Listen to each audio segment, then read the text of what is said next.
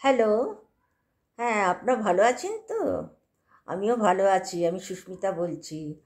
আজকে প্রথমেই জানিয়ে নিই যে আমি নতুন করে আবার আম ইউটিউবার হিসেবে কাজ করা শুরু করেছি। আমার সাবস্ক্রাইবারের দরকার।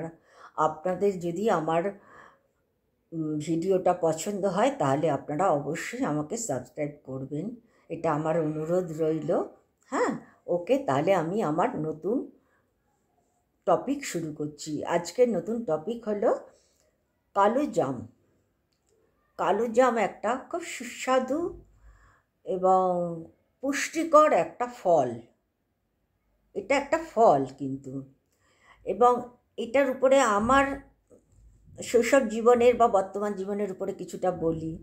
আমি এখন বর্তমানে যখন মর্নিং ওয়াক করতে যাই না, আমার ওই মর্নিং ওয়াকের যে জায়গাটা আছে, যে পার্কটা আছে, সে পার্কটার মধ্যে দু তিনটে জাম কালো জাম গাছ আছে। এমনকি আমি যেখানে চাকরি করতাম সেখানেও কালো জাম গাছ ছিল, এবং যখন ফুল ফুটে ফলটা শুরু হয় তখন হাওয়াতে ঝড়েতে প্রচুর ফুল ফল পড়তে থাকে। হ্যাঁ, আর এখন যখন যাই তখন দেখি যে মানে পাকা পাকা কালো জামগুলো মাটিতে পড়ে রয়েছে। কিন্তু দুঃখের বিষয়, আমি লেটে যাই, ওগুলো পা দিয়ে পিষে যায়। সবাই ওয়াক করে তো সেখানে, কেউ ওখান থেকে তোলে না। আর আমার আবার মাটির থেকে মানে গাছ থেকে ঝরে পড়া ফুল ফল মাটির থেকে তুলে কোলে করে মানে আঁচলে বেঁধে নিয়ে আসা বাড়িতে, আমার ওইটার মধ্যে একটা খুব আনন্দ উপভোগ করি। হ্যাঁ, সেই জীবনটা তো আর নেই, চলে গেছে। তা যাই হোক, এই হলো আমাদের কালো জামের গল্প। কালো জাম চতুর্দিকেই আমাদের মোটামুটি এরিয়াতে রাস্তা দিয়ে চলতে চলতেও কালো জামের গাছ আছে। এখন ব্যাপারটা হলো কালো জামটা কতটা আমাদের উপকার করে এবং কিভাবে আমরা খাবো এবং খেলে আমাদের শরীরের জন্য উপকার হবে, সেটাই হলো আমাদের সবচেয়ে বড় কথা। এবং কালো জামটা কিন্তু একটা খুব রসালো ফল এবং পুষ্টিকর ফল হিসেবে গণনা করা হয়। কারণ হলো কালো জামটা সবসময় আমরা পাই না। কালো জামটা পার্টিকুলার একটা টাইম, আম কাঁঠালের মতন গরমকালেই কালো জামটা আমরা পাই। এবং কালো জামটা আবার আপনি অতিরিক্ত মাত্রায়ও খেতে পারবেন না। আমরা মোটামুটি আমটা যথেষ্ট খাই, কিন্তু আর অন্য ফল সব কিছু মানে খুব একটা বেশি পরিমাণে খেতে পারি না। তেমনি কালো জামও আমরা খুব একটা বেশি খেতে পারি না। এখন কালো জামটা তো গরমকালেই পাওয়া যায়। এখন এর উপকারিতা অপকারিতা তো প্রচুর রয়েছে। হ্যাঁ, এবং সেটা হচ্ছে আপনার, তার আগে আরেকটা কথা বলে দিই, কালো জাম শুধুমাত্র জামটাই কিন্তু উপকারী না।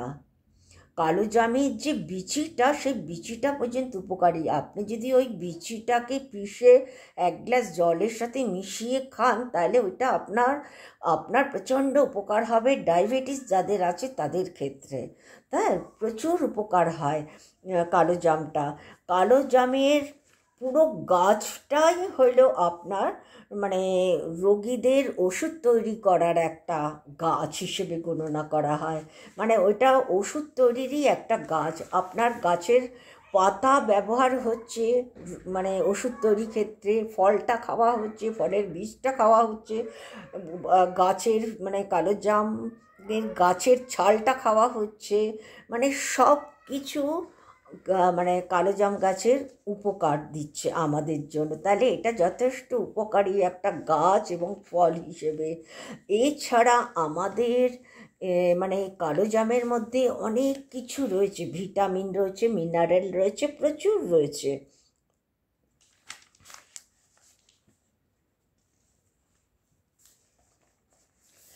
আর কালো জামটা বলছে যে আপনার এর মধ্যে ভিটামিন এ, বি, সি তিনটেই আছে।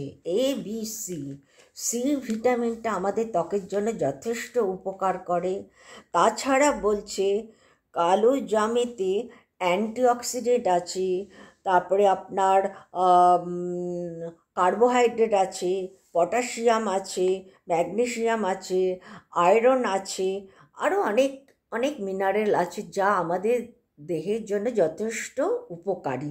হ্যাঁ, যেমন পটাশিয়ামটা কী করছে, পটাশিয়ামটা যে এই ফলের মধ্যে রয়েছে, এই ফলের থেকে যে আমরা পটাশিয়ামটা পাচ্ছি সেটা কিন্তু আমাদের হার্টকে মানে সুস্থ রাখতে যথেষ্ট উপকার করে। তাছাড়া আমাদের উচ্চ রক্তচাপ মানে ব্লাড প্রেশারের, হৃদরোগ থেকে, স্ট্রোক থেকে আমাদেরকে অনেকটা বাঁচিয়ে রাখতে সাহায্য করছে। তাহলে এইটার মধ্যে আমরা যেই ধরনের মিনারেল বা ভিটামিন পাচ্ছি যথেষ্ট আমাদের উপকার দিচ্ছে আমাদের শরীরে। এছাড়া বলছি যে আমরা প্রথমেই আপনাদের জানালাম যে বীজটা গুঁড়িয়ে জলের সঙ্গে খেলে ডায়াবেটিস, এছাড়া এর মধ্যে প্রচুর আয়রন আছে। আমরা ছোটোবেলার থেকেই জানি এর মধ্যে প্রচুর আয়রন, এবং আপনার মানে বলছে যে রক্ত স্বল্পতা থেকে আপনাকে এই ফলটা বাঁচাবে। তারপরে আপনার ডায়াবেটিস থেকে আপনাকে অনেকটা বাঁচিয়ে রাখবে, হৃদরোগ থেকে আপনাকে বাঁচাবে। তাছাড়া আপনার সবচেয়ে বড় কথা হচ্ছে, যেটা আমরা জানতামই না, হয়তো অনেকে জানে, সেটা হলো আপনার দাঁত আর মাড়ির যথেষ্টভাবে মজবুত রাখতে সাহায্য করে। কিন্তু ত্বকের, আমি বললাম ত্বকের যথেষ্ট উপকারী ভিটামিন সি আছে বলে। আর তাছাড়া বলছে যে লিভারের কার্যকারিতা, এই ফলটা খেলে লিভারের কার্যকারিতা বেড়ে যায়। তাহলে এই ফলের থেকে আমরা কত উপকার পাচ্ছি সেটা আপনারা চিন্তা করুন। আর তাছাড়া তো এই মানে কি বলবো, এই ফলটা আমরা কালোজাম বলেই জানি, অন্য কোনো ভাষাতে কি বলে আমি জানি না, তবে ইংলিশে এটাকে ব্ল্যাক পাম বলছে। হ্যাঁ, এটাকে ব্ল্যাক পাম বলছে। তাহলে আরেকটা অনুপকার বলতে যেটা বোঝাচ্ছে সেটা হচ্ছে, এটা যখন খাবেন খুব ভালো করে ধুয়ে খাবেন। আর তাছাড়া বলছে যে এটা যদি আপনি অতিরিক্ত খান তাহলে কিন্তু আপনার শরীরে সমস্যা, অতিরিক্ত যে কোনো খাবারই অতিরিক্ত খেলে সমস্যা আসে, কিন্তু এইটার একটা লিমিট রেখেছে। বলছে 100 গ্রামের বেশি দিনে না খাওয়াটাই উপযোগী শরীরের জন্য। হ্যাঁ, আর তাছাড়া বলছে যে এইটার আপনার এটা তো আপনাকে প্রথমেই বললাম শর্করা নিয়ন্ত্রণে রাখতে সাহায্য করে। তাছাড়া এইটা যেটা বলছে যে আপনার যখন এই ফলটা খাবেন তখন কতগুলো নিয়ম রক্ষা করতে হবে, কতগুলো একটা বিধি নিষেধের মধ্যে এই ফলটাকে খেতে হয়। আমরা অন্যান্য ফল জলীয় ফল হিসেবে যেমন খাই, অনেক ফল খাই, কিন্তু এইটা সেইভাবে খেতে পারবেন না। যেমন খালি পেটে যদি এই ফলটা খান না, তাহলে কি হবে, এই মানে আপনার পেট ফাঁপতে শুরু করবে এবং অসুবিধের সৃষ্টি হবে। আর এই ফলটা খাওয়ার পরে কিন্তু এক ফোঁটাও জল খাবেন না, দুগ্ধ জাতীয় কোনো জিনিস খাবেন না, যেমন দই খাবেন না, এর সঙ্গে হলুদ যুক্ত করে খাবেন না, অনেক কিছু এগুলোর মধ্যে রয়েছে। আর এইটা যদি আপনি খালি পেটে খান তাহলে আপনার গ্যাস্ট্রিকের প্রবলেমটা বিশেষভাবে চড়া মেরে উঠবে। যাদের আছে তারা তো সহ্য করতেই পারবে না খালি পেটে এটা খেলে। আর তাছাড়া এটা খাওয়ার পরে যদি যেগুলো বললাম না খাওয়া উচিত, সেগুলো খেলেই কিন্তু আপনার মানে অম্বল হবে, গ্যাস্ট্রিক হবে, পেট ব্যথা করবে, পেট ফাঁপতে শুরু করবে।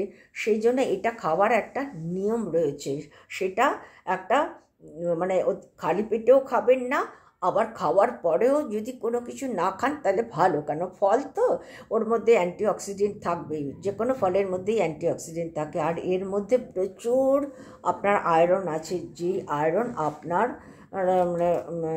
রক্ত স্বল্পতা থেকে আপনাকে অনেকটা বাঁচাবে, মানে আপনাকে অনেকটা এটা আপনাকে বাঁচাবে। সেই জন্য আমি বলছি এই ফলটা গরমকালে যতটা সম্ভব আপনারা প্রত্যেকেই খাবেন, একটা লিমিট রেখে খাবেন, খেলে আমার মনে হয় আপনাদের ভালো হবে। আর তাছাড়া আমি বলছি এই গাছের যে পাতা আছে, শিকড় আছে, মানে শিকড় না, ছাল যেটা, এবং এটার ডাল যেটা, এগুলো প্রত্যেকটা প্রয়োজন হয় আমাদের রোগ মানে রোগের ওষুধ তৈরি করতে, এগুলো সবগুলো প্রয়োজন হয়। মানে যেমন আমরা ফলটা খাই তেমনি ফলের পাতা, বীজ, ওটার ছাল, সব কিছুই আমরা রোগীর ওষুধ হিসেবে ব্যবহার করে থাকি আমি। ঠিক আছে, আপনারা তাহলে ভালো থাকুন। আজকের জন্য এইটুকুনি রাখলাম। ওকে।